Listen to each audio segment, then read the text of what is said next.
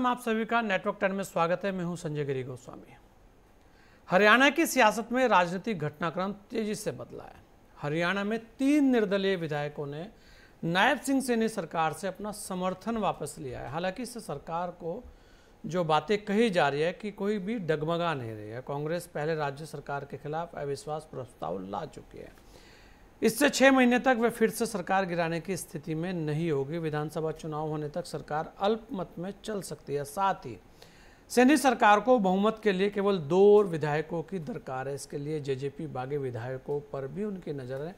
लेकिन इस घटनाक्रम ने सियासी उबाल ला दिया है और हरियाणा की जो राजनीति है, क्योंकि वैसे भी 2024 को लेकर जो हीट वेव है वो चली रही है, तो ऐसे में एक और हीट वेव। जी हाँ, इसी पर हमारे साथ सभी खास मेहमान जुड़ चुके हैं और हमारे साथ शंभू भद्रा जी हैं, वरिष्ठ पत्रकार हैं। हमारे साथ हरी जोशी जी हैं, वरिष्ठ पत्रकार हैं। और चंडीगढ़ से ईशा ठाकुर, हमारी वरिष्ठ संवाददाता, भी हमारे साथ है। हरियाणा वैसे भी बड़ा महत्वपूर्ण है और हरियाणा को लेकर हर बार बहुत सारी बातें होती रही है। हरी जोशी जी, सबसे पहले मैं आपके पास आ रहा हूं। हरियाणा में वर्तमान में जिस तरीके का जो प्रकरण, जिस तरीके का मोड़ सियासी सामने आए, इसे लेकर आप क्या कहेंगे, कैसे देखते हैं? आखिर क्या वास्तव में इससे हरियाणा के अंदर जो 2024 का लोकसभा चुनाव है उस पर फर्क पड़ता नजर आ रहा है? क्या सरकार पर किसी तरीके से खतरे के बादल है? और क्या ये जो राजनीति का एक नया मोड़ अब सेट हुआ है, ये कुछ और बड़े बदलाव दिखा सकता है? देखिए, जब कोई निर्दलीय विधायक छोड़कर जाता है तो उसको आप इस तरह से देखिए कि वो मौसम वैज्ञानिक है। उसको ये पता चल गया है कि वो ये सरकार जो है भारतीय जनता पार्टी का, अब हरियाणा में कोई वजूद जो है वो बचेगा नहीं लोकसभा चुनावों में, ऐसा उनका मानना होगा।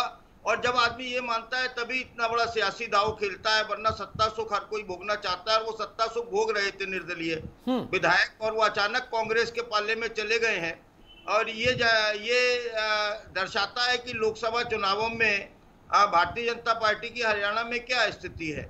ये उसका सीधा सीधा एक बैरोमीटर है, एक आईना है, जिससे ये पता चलता है कि हरियाणा में भारतीय जनता पार्टी को लोकसभा चुनावों में किस और मतलब जनता उससे विमुख हो रही है, ये उसे पता चलता है। तो इस तरह से ये निर्दलीय विधायकों का जाना ये बताता है, ये साफ साफ बताता है। दूसरा, सरकार पर कोई असर नहीं पड़ने जा रहा है हाल फिलहाल में, ये भी बात तय है। अविश्वास प्रस्ताव लाया नहीं जा सकता है क्योंकि 2 महीने तक उनके लिए बाध्यता है अविश्वास प्रस्ताव की, तब तक ये चुनाव निबट चुके होंगे।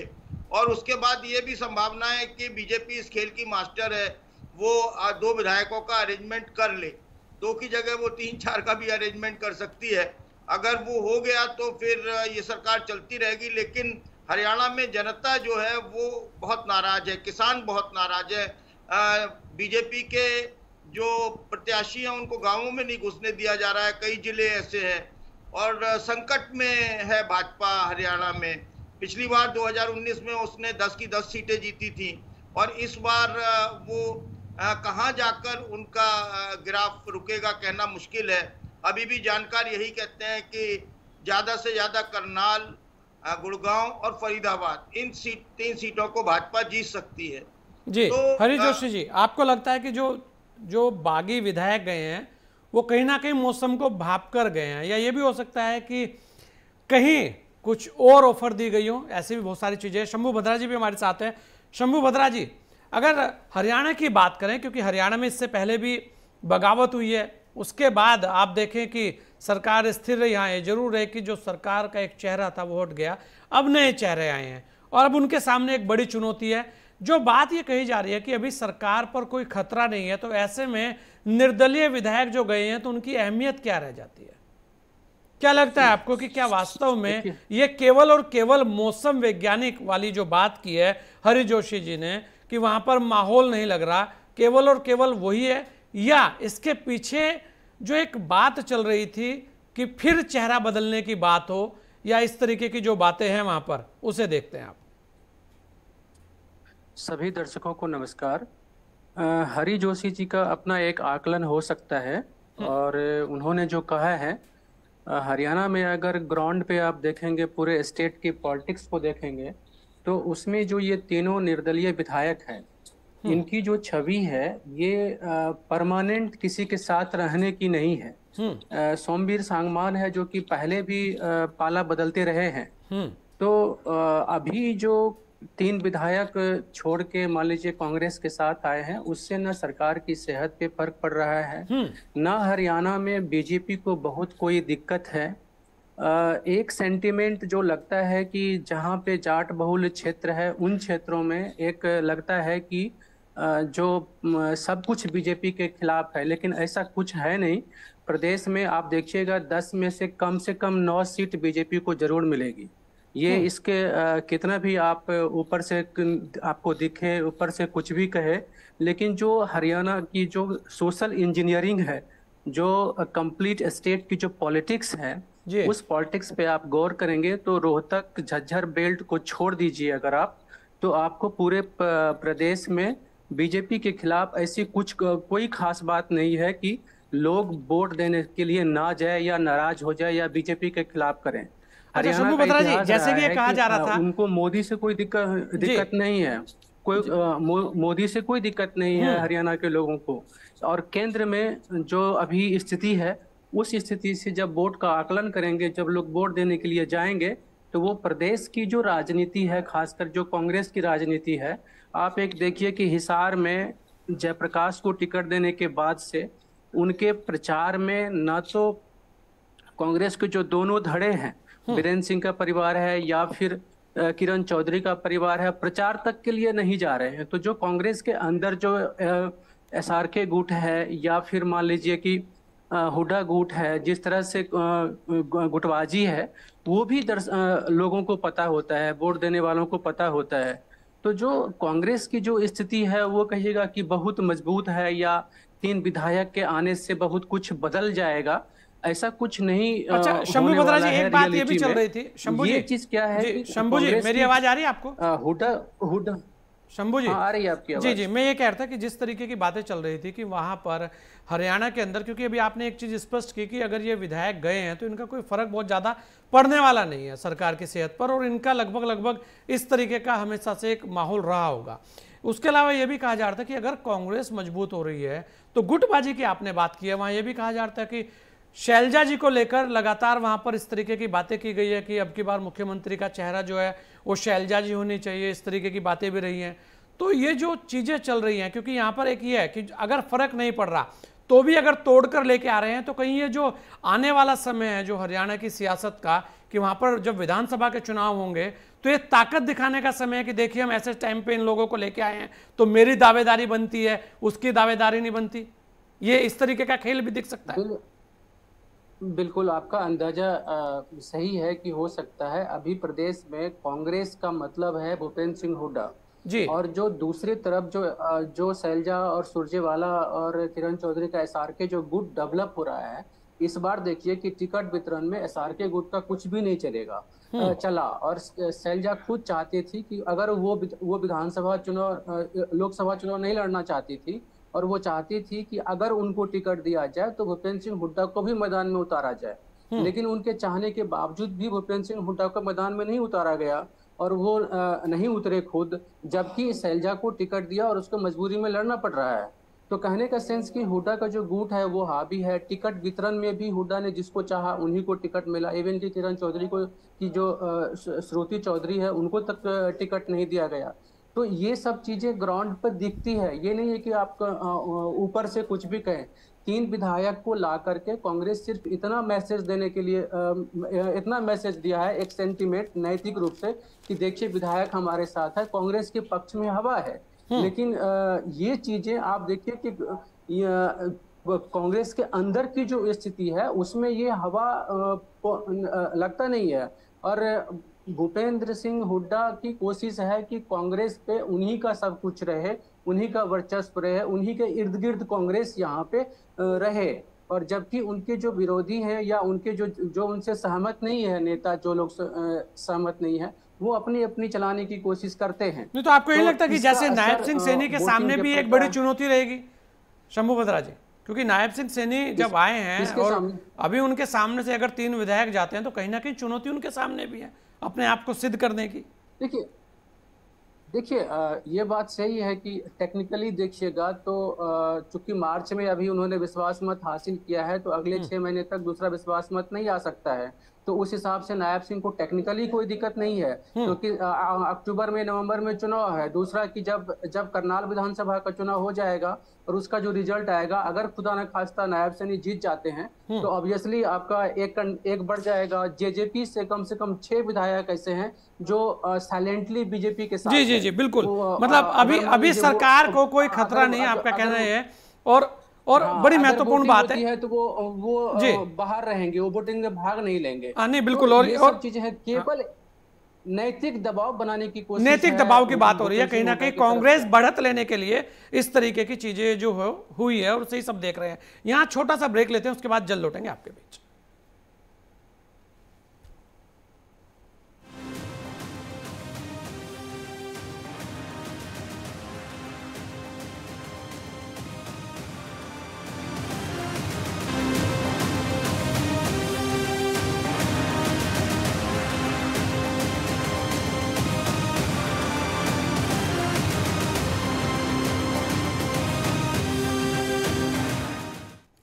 ब्रेक के बाद आपका स्वागत है। बात कर रहे हैं हरियाणा को लेकर, हरियाणा की सियासत को लेकर, और हमारे साथ सभी खास मेहमान जुड़े हुए हैं। मैं ईशा आपके पास आ रहा हूं। चंडीगढ़ के अंदर इस वक्त क्या चल रहा है, क्या चर्चाएं चल रही हैं, राजनीति में कहां भागदौड़ हो रही है, कौन किस खेमे में जा रहा है, क्या लगता है आपको? क्योंकि पूरे प्रकरण पर आप शुरू से ही नजर रखे हुए हैं, वर्तमान में क्या दिखता है आपको?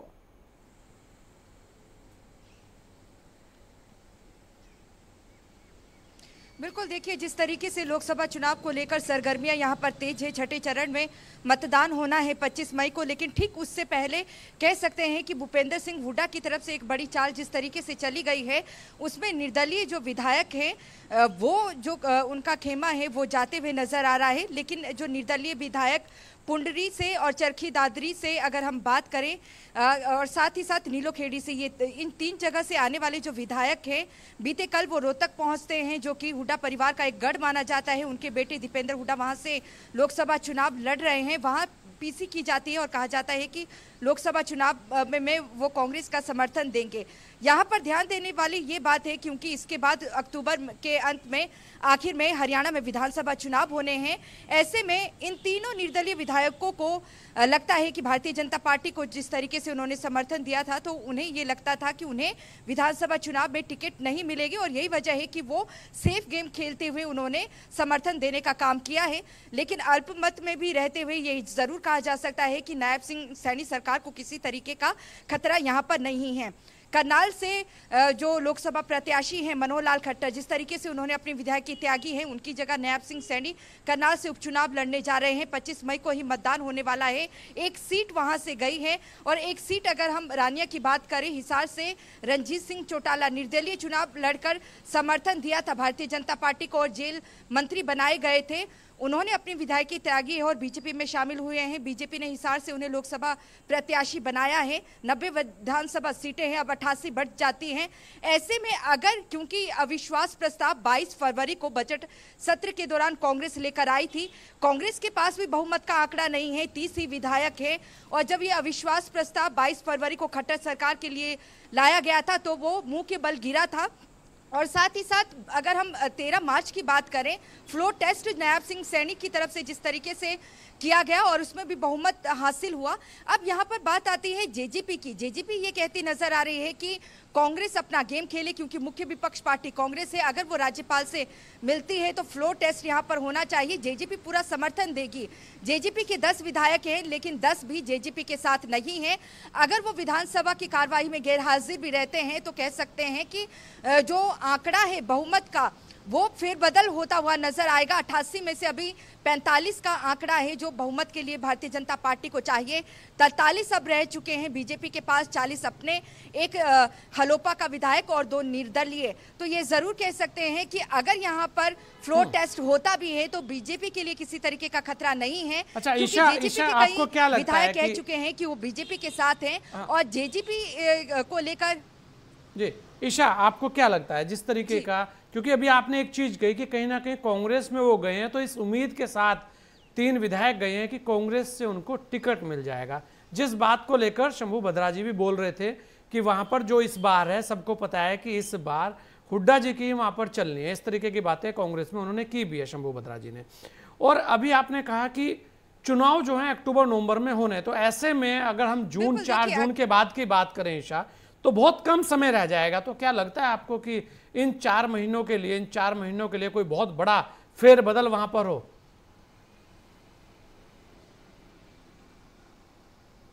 ईशा, देखिए, बड़ा फेरबदल होता हुआ यहाँ पर नजर नहीं आ रहा है, क्योंकि यहाँ पर बीजेपी भी लगातार कहती नजर आ रही है। देखिए, बीजेपी भी लगातार कहती हुई नजर आ रही है कि उनके भी संपर्क में बहुत विधायक हैं।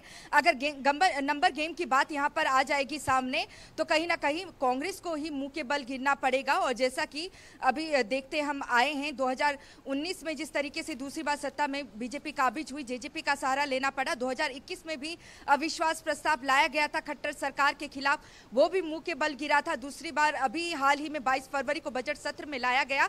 यहाँ पर ये जरूर कहा जा सकता है कि अगर आप लोकसभा सीटों की टिकटों में बंटवारे को देखें तो पूरा हुड्डा का ही यहाँ पर चला है। पूर्व मुख्यमंत्री हैं हरियाणा से और नेता प्रतिपक्ष हैं, और सिलसिलेवार जिनको टिकट दी है वो सारे हुड्डा खेमे के हैं।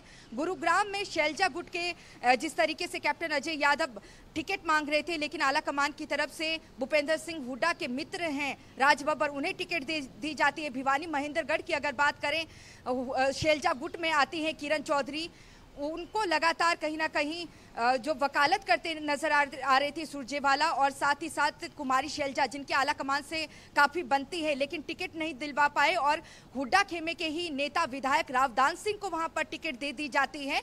तो ऐसे में 9 सीटों पर कांग्रेस जिस तरीके से लड़ रही है, पूरी तरीके से भूपेंद्र सिंह हुड्डा का यहाँ पर सिक्का चला है।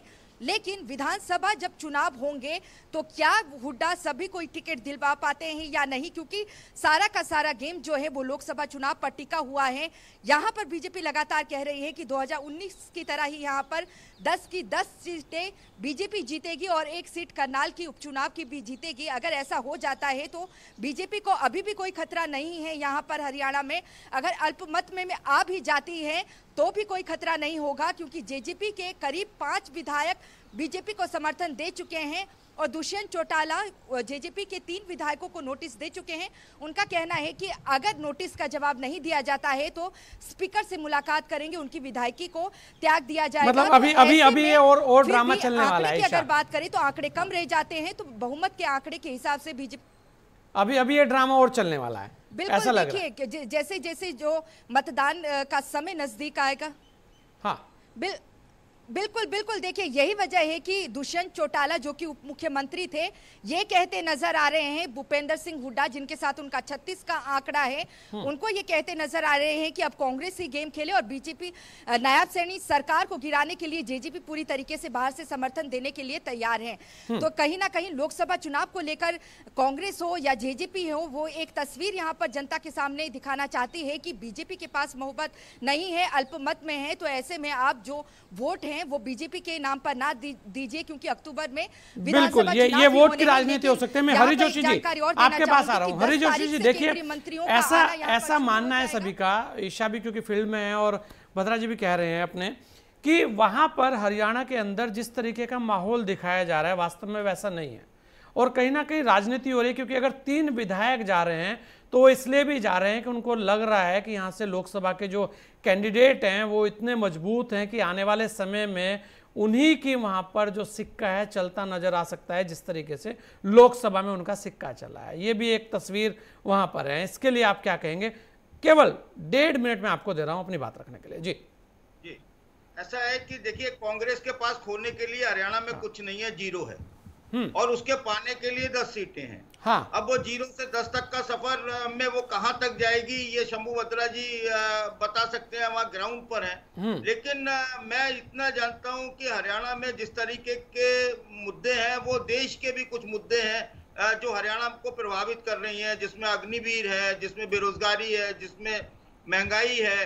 आप सिर्फ जाट और नॉन जाट वाला मुद्दा नहीं है, बहुत सारे मुद्दे ऐसे हैं जो इस बार भारतीय जनता पार्टी जिसके कारण थोड़ा पूरे देश भर में संकट में नजर आती है। उत्तर प्रदेश में उनके 3 चरणों के जो चुनाव हुए हैं उसके वोटिंग पैटर्न से पता चलता है कि क्या स्थिति है। जी चलिए, बिल्कुल हरि जोशी जी, अगर वोटिंग पैटर्न से पता लग जाता है स्थिति क्या है, तो फिर गिनती कराने की कहाँ आवश्यकता रह जाएगी। लेकिन नतीजे तो 4 को ही आएंगे और तभी पता लगेगा कि वास्तव में जो वोट है वो पड़ा कहाँ है। आप सभी ने अपना समय में दिया, इसके लिए आप सभी लोगों का बहुत बहुत धन्यवाद। हरियाणा में तेजी से राजनीतिक घटनाक्रम बदला है। हालांकि राज्य सरकार के सामने संकट नहीं है, लेकिन फिर भी तस्वीरें और भी इस तरीके की आ सकती हैं। बहुत सारे विधायक खेमा बदल सकते हैं क्योंकि लगातार मौसम वैज्ञानिक वहां सक्रिय हैं। देखने वाली बात यह होगी कि आने वाले समय में हरियाणा की राजनीतिक तस्वीर क्या होती है। और लोकसभा की बात है तो लोकसभा का जो चुनाव है वो तो 4 तारीख को ही पता लगेगा कि वास्तव में जो वोटों का गणित है वो किसका क्या रहा है। इस विशेष पेशकश में इतना ही। दीजिए मुझे इजाजत। जय हिंद।